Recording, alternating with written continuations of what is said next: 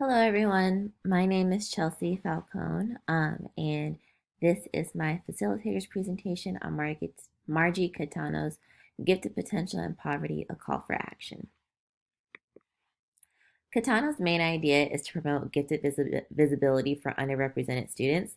Um, Throughout her article, she kind of talks about how relying on traditional measures and gifted testing to distinguish giftedness among students is problematic, just because ultimately, when we rely on traditional testing for students, we're only targeting a certain set of students. So we're looking more so for opportunity versus giftedness, which is problematic for students who are gifted in other ways and aren't able to demonstrate mastery on the traditional testing measures that have been used for years in education. So shifting the focus to the diversity of students' socioeconomic statuses will promote more of gifted visibility. When we're able to pay more attention to students' needs, and what's either and what can be either be seen as a deficit, or as a need, as educators, we're able to promote more equity in terms of a on a classroom level, and we're able to kind of pay more attention to what these students need as well, and what they're not receiving, and kind of able to fill in the gaps based on their needs.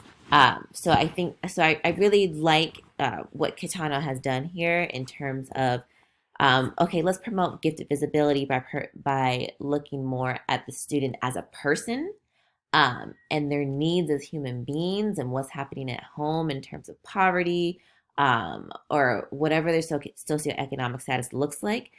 Just because, like I said, like she said, relying on those traditional measures is only able to target a certain group of students as well. And we're not really able to bring in those low income, underrepresented students in the talented and gifted courses.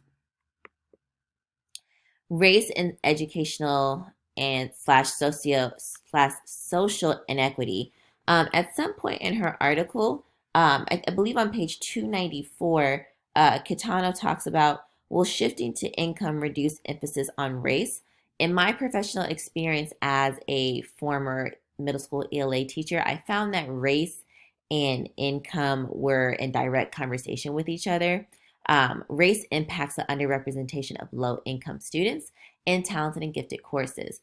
When I was a teacher, I taught primarily Black and Hispanic students, as I taught an on level eighth grade ELA class.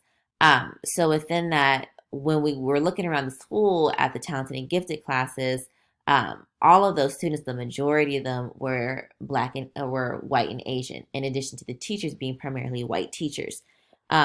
So paying attention to race, and so shifting the focus from income, I don't believe reduces the emphasis on race, just because they go hand in hand. Um, like I said, most of my students were Black and Hispanic. I had a few white children, but most of my students, being Black and Hispanic, also came from low income backgrounds. Whereas when you go into the talented and gifted courses and you're seeing all majority white and Asian students, their resources were much different. It's kind of like when you go into a school that is tagged as high needs because there are behavioral issues. Oftentimes, those schools are filled with students who are coming from low income backgrounds.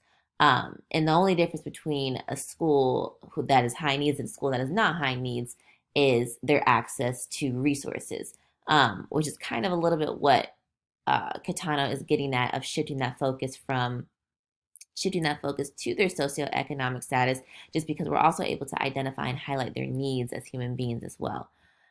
So, kind of going back to my what you call it experience as a former teacher, students were separated according to cognitive levels, which ultimately demonstrated a racial and class divide.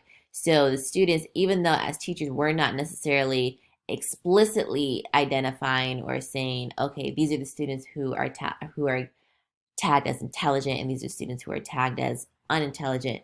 That's how a lot of them were receiving it. I would hear a lot of conversations about from my students about, oh, only white and Asian kids can take honors classes or AP classes, and they're the smart ones, and this and that and the third. So even though those weren't the explicit messages that we were sending, that's how they received it. And oftentimes, some of the teachers would promote it. They would say things like, the talented and gifted teachers would say things like, well, we teach the smartest kids in the school. And ultimately, that translates to we teach the smart white and Asian and upper middle class students in the school. So ultimately, they're tagging the smartest kids in the school as upper middle class, white and Asian kids as the smart ones. So it's all problematic from that standpoint as well. And this was just a thought for me, and part of some of what I have considered to be a research interest for me is perhaps a lack of representation of teachers of color and gifted programs is also contributing towards the perpetuated bias and underrepresentation of these populations in gifted programs. Um, so a representation is key just because oftentimes when students feel like they can do it, it's because they've seen an older version of them or someone who looks like them doing it as well. So that was just a thought that I had in terms of the attitudes and sense of self-efficacy that these students are experiencing in their on-level classes. And then when they do get to talented and gifted classes, the retention rates and many times many of them are kicked back to on-level classes because of their performance in their class, but then also examining what's being led to their performance declining. So kind of like I already talked about my professional experience as well. Um, Many of my kids were students of color. Um, Many of them were advanced for my class. I think in all classes, teachers are able to identify students who are a little bit more advanced, students who are kind of like their watch level students, and the students who are really low. When I identify students who are really advanced for my class, and I inquired about the talented and gifted testing procedure process, um, I found that it was a very complicated process, and I found that people who are coming from low income backgrounds don't really have access to it because it's so complicated. So I realized why so many of my kids who were advanced from my class stayed in my class and were not able to have access to those talented and gifted in those more challenging curriculums. Um, I also found cyclical poverty and systemic racism to be present. Just because at the end of the school year, when we recommended our students for their high school level courses, on-level teachers could not recommend on-level students for honors ninth grade lit. They had to go into They had to go into just a regular ninth grade lit course, which I found to be restricting them of their resources early on, just because a lot of colleges and universities, or those competitive ones as well, require or favor students who have taken advantage of an honors in AP or IB course load. So, in their ninth grade year, if they're not being exposed to those honors classes, the likelihood of them engaging in AP classes is much lower. Um, so it's just something to think about as well when we're thinking about shifting that narrative of who's being identified as talented and gifted and relying on those traditional test measures, just because the gifted visibility piece is not happening from that standpoint as well.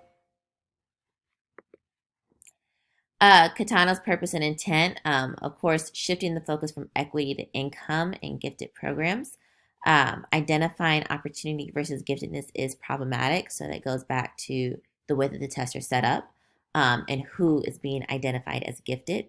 Um, and then redefine giftedness through non-traditional measures like visual spatial measures. So at some point in the article, Kitano highlights a teacher who realized that her students were able to build everything from nothing, and understanding that that is also a point of giftedness as well. Um, and that just because the students aren't able to outperform a test on science and math or English or reading, whatever the case may be, students can be gifted in other ways, and it's important that we give those students their opportunity to be tagged as gifted and have their giftedness recognized as well. Just because that visibility piece is imperative as well.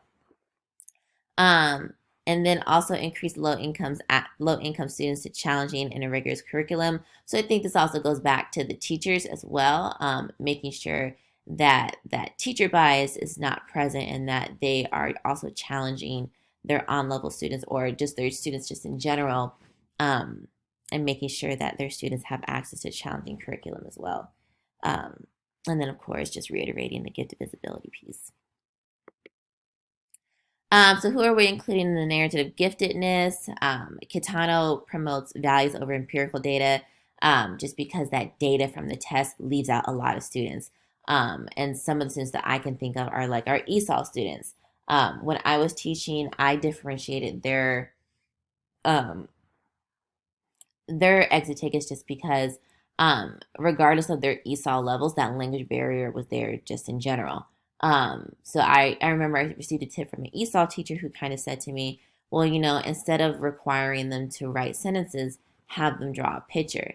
And oftentimes my ESOL students were able to demonstrate to me that they understood what was happening in the class just based off the picture that they drew. So also highlighting students' artistic abilities, which goes into the next one of um, a definition of giftedness must address these students' strengths. So um, some students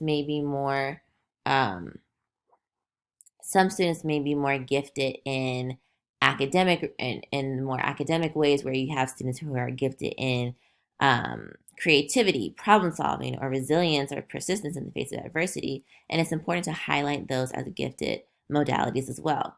And of course, rewriting what it means to be gifted will invite a more diverse audience, and we can kind of level that playing field and include more of our low income students in talented and gifted courses, and it'll allow more of that gifted visibility piece as well. So, steps moving forward, how to address SCS diversity. Um, Katano brings up that these are just kind of like some 6 things to think about. Inclusive assumptions. So, children with high potential from all racial and economic groups can achieve at all levels. So, like, just kind of like reshifting those assumptions of who's identified, or who we think can be talented and gifted, and making sure that we're including all students in that narrative as well. And then the non-traditional assessments as well, kind of like in that last slide, like we mentioned, some students are more creative. Some students um, are have better problem solving skills, and making sure that we're identifying those as um, points of giftedness as well. And of course, that challenging curriculum piece that I discussed earlier.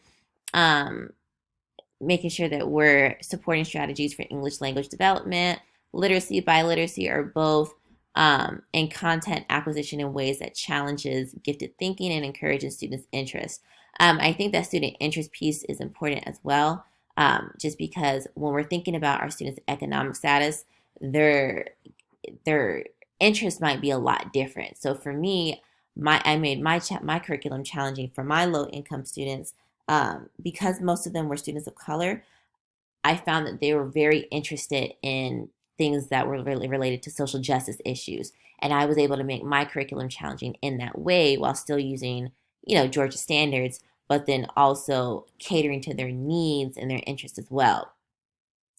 Additional academic and emotional support. I thought this was very, very, very interesting and also important. Our gifted students from low income and culturally diverse backgrounds can benefit from tutoring, mentoring, and counseling. Um, Being inclusive of that socioeconomic status is really, really important as well, just because when we identify what they need as human beings, we're able to accommodate that as well. So parent participation as well. I think another thing to consider with parent participation from students who are coming from low income backgrounds, that's another piece to navigate as well, just because oftentimes these parents are working late hours, or they're handling multiple shifts, or they're doing things that are not allowing them to be as participatory as they would like to be. So keeping that in mind, and then also outcome based evaluation. The use of authentic assessment, multiple indicators, and qualitative as well as quantitative data to examine that measure that's not likely to be measured by standardized testing. So just making sure that um, we're looking at the whole student versus when we're identifying who's talented and gifted versus, relying on these non-traditional assessments as well. And that is it. I really enjoyed this article. I feel like it's super, super relevant just because of, of course, the nature of our class or the title of it. But that I never thought about shifting that focus from to their socioeconomic status to as something to even consider. But it is something important, and I really hope that you guys enjoy and look more into her article. Thank you.